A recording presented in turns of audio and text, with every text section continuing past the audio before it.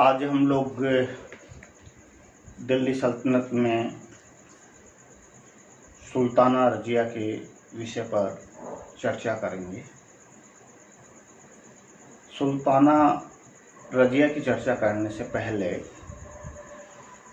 दिल्ली सल्तनत के शासक इल्तुतमिश की मृत्यु के पश्चात जो परिस्थितियां बनी उनका हम संक्षिप्त आकलन करते हुए आगे बढ़ेंगे।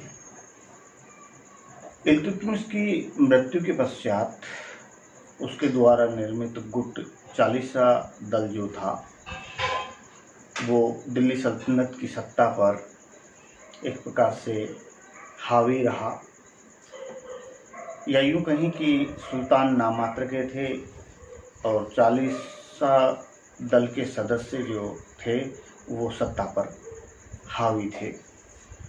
सुल्तान और तुर्की अमीरों के वर्ग में सत्ता संघर्ष प्रारंभ होता है, जिसका परिणाम निकलता है कि तुर्की अमीर सफल होते हैं, सत्ता पर उनका पूर्ण नियंत्रण स्थापित हो जाता है तथा साम्राज्य के महत्वपूर्ण पदों और रिक्ताओं पर उनका एकाधिकार हो जाता है। सुल्तान नामात्र का रह जाता है।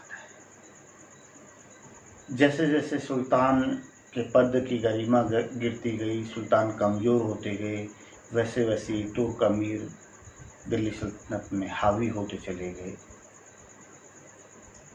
महत्वपूर्ण बात जो थी इसमें वो ये थी कि सत्ता पर पूर्ण नियंत्रण होने पर भी अमीर वर्ग ने कभी भी अपने में से किसी को सुल्तान नियुक्त नहीं किया। सुल्तान इल्तुतमिश के उत्तराधिकारी ही बनते रहे। दरबार में उनका मानना था कि दरबार में सभी अमीर तुर्क जो हैं वो बराबर हैं, उनमें कोई श्रेष्ठ नहीं है। इसके पीछे जो कारण दिखाई देता है वो ये दिखाई देता है कि अमीर तुर्कों को डर था, ये भय था कि कहीं सुल्तान या दूसरी जाति के अमीर संगठित न हो जाएं। इस भय के कारण वो आपस में संगठित बने हुए थे, इसीलिए किसी को अपने में से किसी को श्रेष्ठ नहीं मानते थे।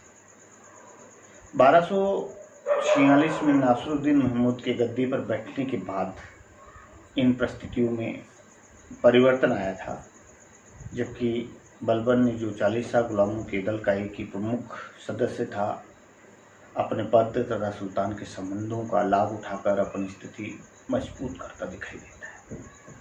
सुल्तान की मृत्यु के बाद में वह स्वयं दिल्ली सल्तनत का सुल्तान बन बैठता है। वास्तव में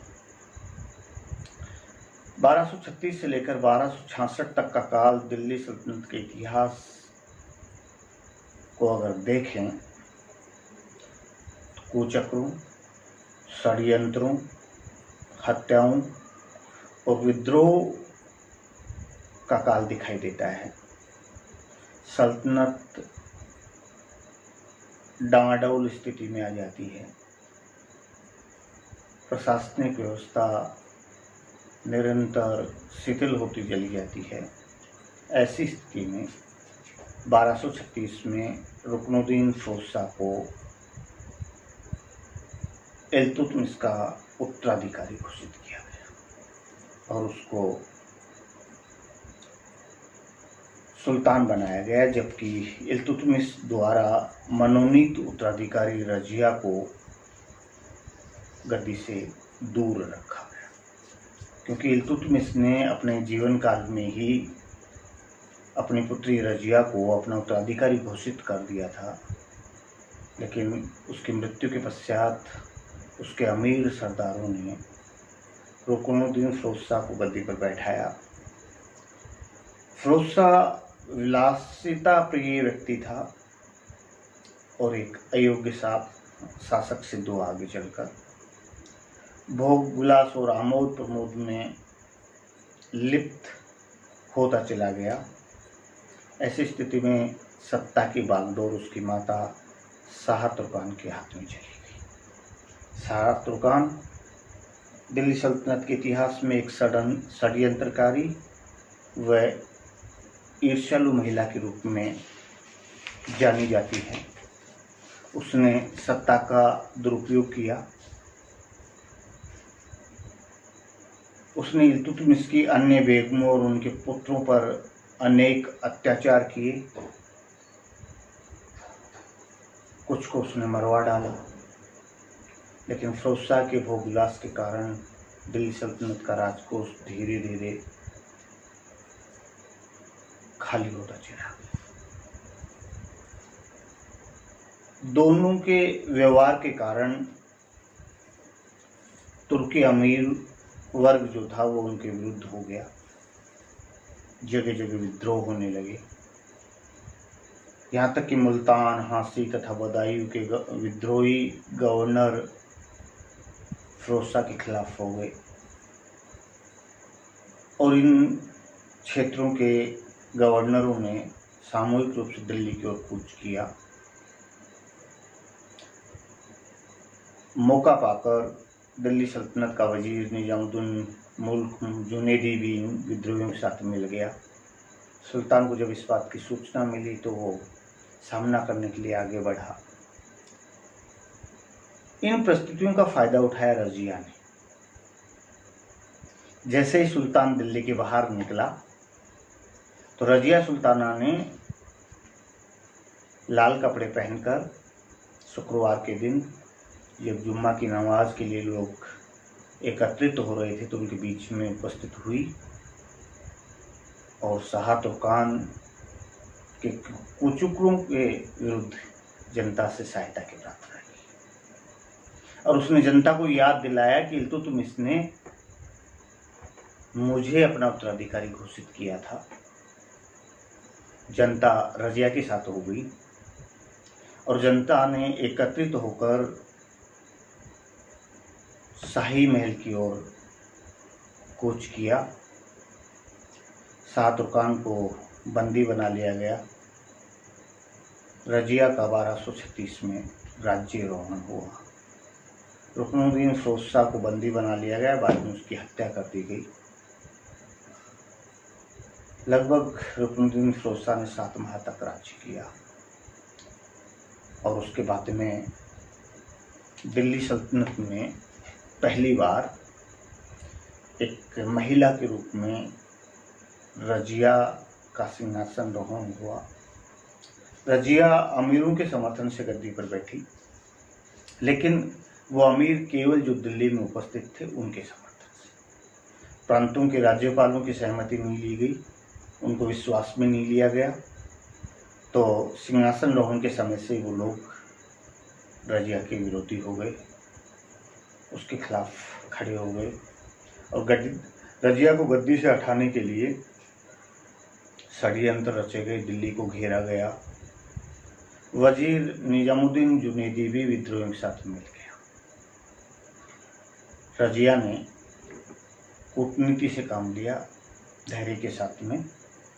विद्रोह में फूट डालने के लिए मलिक मोहम्मद सलारी और कबीर खां याज को अपनी तरफ मिला लिया और वजीर जुनैदी और अन्य विद्रोहियों को बंदी बनाने की योजना बनाई। जब इस षड्यंत्र की सूचना विद्रोहियों तक पहुंची तो युद्ध लड़ने की बजाय वो मैदान छोड़कर भाग खड़े हुए। कुछ को बंदी बना लिया गया, कुछ को मौत के घाट उतार दिया गया, लेकिन वजीर जुनैदी सिरमौर की पहाड़ी की तरफ भाग गया। अंत में वहीं पे उसकी मृत्यु हो जाती है। इस प्रकार रजिया का जो विद्रोह प्रारंभ हुआ था, रजिया ने एक एक करके उन्हीं में फूट डाल के अमीर तुर्कों के ऊपर अपना नियंत्रण स्थापित कर लिया। नियंत्रण स्थापित करने के बाद में उसने शासन का पुनर्गठन किया। वजीर पद पर अपने विश्वसनीय ख्वाजा मुजिबुद्दीन की नियुक्ति की। प्रांतों में सूबेदार अपने समर्थकों को बैठाया।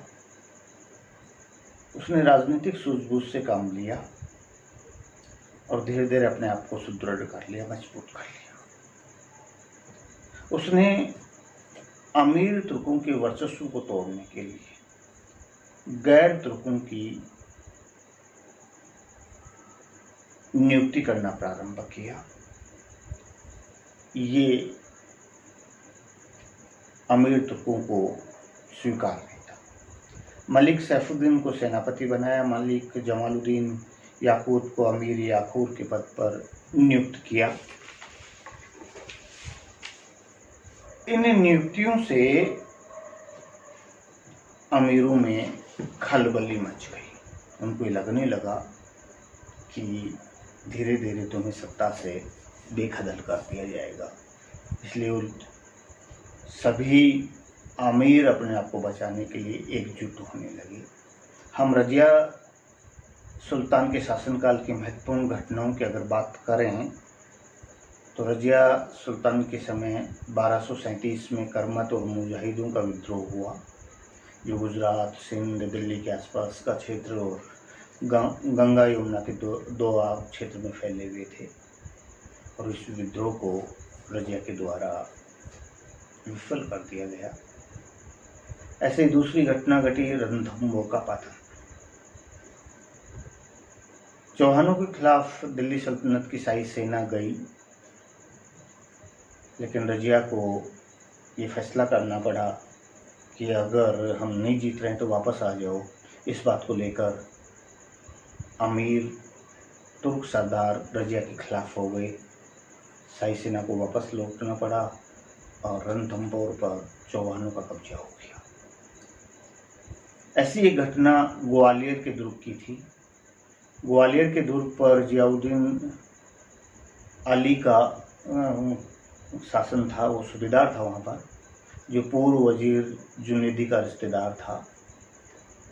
रजिया ने उसको हटाने के लिए बरनी के सूबेदार को भेजा। जियाउद्दीन अली को बंदी बनाकर दिल्ली लाया गया, लेकिन रास्ते में उसकी हत्या हो गई। इस बात से तुर्क सरदार सतर्क हो गए और विद्रोह पर उतारू हो गए। एक सीमांत समस्या आई। एक बार पुनः इल्तुतमिश की भांति रजिया सुल्ताना के शासनकाल के दौरान भी सीमांत प्रदेश में मंगोलों का आक्रमण शुरू हो गया। मंगबर्नी के प्रतिनिधि हसन कुर्लग ने रजिया सुल्ताना से सहायता मांगी, लेकिन रजिया ने सहायता करने से इनकार कर दिया। वो नहीं चाहती थी कि हम हसन कुर्लग की सहायता करें और मंगोलों से दुश्मनी लें। इस बात से भी अमीर तुर्क नाराज थे। और सबसे बड़ी बात ये थी कि रजिया का जो मर्दाना रवैया था, जैसे दरबार में, खुले दरबार में फरियाद सुनना, पर्दा प्रथा का त्याग, मर्दों की भांति घुड़सवारी करना, सैन्य संचालन और विभिन्न युद्धों में भाग लेना, इन बातों को लेकर रूढ़िवादी मुसलमान जो थे और तुर्क सरदार जो थे वो नाराज थे। वो नहीं चाहते थे कि महिला हमारा नेतृत्व करे, एक महिला हम पर शासन करे, हम पे हुकूमत चलाए। इसलिए वो धीरे धीरे उसके खिलाफ होते जा रहे थे। एक याकूत के प्रति उसका जो अनुराग था, उसको याकूत को अमीर याकूर के पद पर उसके द्वारा नियुक्त किया गया था। इससे कुलीन तुर्की अमीर वर्ग नाराज था। इन सब बातों को लेकर अमीरों ने रजिया के खिलाफ विद्रोह करने का ऐलान किया। 3 वर्ष होते होते विद्रोह की स्थिति पैदा हो गई, क्योंकि रजिया शासन सत्ता पर अपना नियंत्रण चाहती थी और तुर्क सरदार अपना नियंत्रण चाहते थे। तुर्कों को लगता था कि रजिया उनको खत्म करने के लिए गैर तुर्कों को महत्वपूर्ण पदों पर नियुक्त कर रही है। ये उनकी मुख्य नाराजगी थी। तुर्क सरदारों ने अपने स्वार्थों के लिए एकजुट होकर रजिया के खिलाफ षड्यंत्र रचना प्रारंभ किया। लाहौर के सूबेदार कबीर खां अयाज ने सबसे पहले विद्रोह किया, लेकिन रजिया के द्वारा उस विद्रोह को दबा दिया गया। अयाज के द्वारा माफ़ी मांगी गई तो अयाज से लाहौर की सूबेदारी छीन ली गई, केवल मुल्तान की सूबेदारी रहने दी गई उसके पास में। मौका पाकर सैफुद्दीन ने मुल्तान पर भी आक्रमण कर दिया। ऐसी स्थिति में रजिया ने अयाज की कोई सहायता नहीं की। तुर्क सरदारों में और ज़्यादा विद्रोह की भावना पैदा हुई। उनको लगने लगा कि एक एक करके सारे तुर्क सरदार खत्म हो जाएंगे। तो भटिंडा के सूबेदार इख्तियारुद्दीन अल्तूनिया, लाहौर के सूबेदार अयाज और अमीर हाजिब एतगिनी, इन 3 लोगों ने मिलकर रजिया के खिलाफ विद्रोह करने की योजना बनाई। उनका ये मानना था कि हम अगर दिल्ली की ओर कूच करेंगे या दिल्ली को घेरेंगे तो दिल्ली की जनता की सहानुभूति रजिया के साथ में है और वो दिल्ली में हमारा विरोध करने के लिए रजिया के साथ खड़े हो जाएंगे। ऐसे में उन्होंने योजना बनाई कि विद्रोह ऐसी जगह किया जाए कि जहाँ तक रजिया सुल्ताना पहुँचे और हम लोग उसको वहीं ख़त्म कर दें या बंदी बना लें। इसी योजना के तहत अल्तूनिया ने दिल्ली सल्तनत के खिलाफ विद्रोह का बिगुल बजाया। रजिया दमन करने के लिए चल दी, वहाँ से भटिंडा की ओर चली और भटिंडा के निकट रजिया सुल्ताना को बंदी बना लिया गया। भटिंडा में उसको कैद करके रखा गया और इल्तुतमिश के जीवित पुत्रों में से बहराम शाह को दिल्ली के सिंहासन पर नए सुल्तान के रूप में बैठाया गया। लेकिन यहाँ जो अमीर हाजिब एतगीन था वो धीरे धीरे बहराम के नज़दीक जाता दिखाई दिया। बहराम से उसने वैवाहिक संबंध स्थापित कर लिए। इस बात से भटिंडा का सूबेदार अल्तूनिया जो है एतगीन के खिलाफ हो गया। उसने देखा क्या अब अपना नंबर है, तो उसने एक चाल चली। रजिया को उसने अपनी तरफ मिला लिया और रजिया से उसने शादी कर ली और दोनों ने मिलकर दिल्ली की तरफ कूच किया सेना लेकर। हरियाणा के कैथल में दोनों पकड़े गए, दोनों को बंदी बना लिया गया और हरियाणा के कैथल में 13 दिसंबर 1240 को हत्या कर दी गई विद्रोहियों के द्वारा। हम रजिया के पतन के कारणों की बात करें तो बहुत सारी चीज़ें हमें दिखाई देती हैं। सबसे बड़ा कारण दिखाई देता है रजिया का स्त्री होना। एक स्त्री के नेतृत्व को मध्यकाल में रूढ़िवादी मुसलमान स्वीकार करने के लिए तैयार थे। दूसरा, रजिया का मर्दाना रवैया जो था वो भी एक कारण माना जा सकता है। सबसे बड़ा कारण अमीरों का अपना स्वार्थ था, जिसकी वजह से कुछ राजनीतिक घटनाएं हुई। अगर हम उसके रजिया के पतन की बात करें तो जो मुख्य कारण जो दिखाई देता है, तुर्क अमीर शासन सत्ता को अपने हाथ में लेना चाहते थे, जबकि रजिया सुल्ताना इसके लिए तैयार नहीं। क्योंकि रजिया सुल्ताना तुर्की अमीरों का सत्ता में एकाधिकार था, उसको तोड़ना चाहती थी। इसलिए उसने गैर तुर्क सरदारों को अपने शासनकाल के दौरान महत्वपूर्ण पदों पर नियुक्त करना प्रारंभ किया और यही बात जो है उसके पतन का कारण बनी। 1236 से लेके 1240 के मध्य रजिया सुल्ताना को षड्यंत्रों, कुचक्रों का सामना करना पड़ा, लेकिन 4 वर्ष के अल्पावधि में ही उसने तुर्क अमीर सरदारों को सत्ता से बेदखली का रास्ता दिखा दिया। इसमें कोई दो राय नहीं है। और यही उसकी मौत का कारण बना।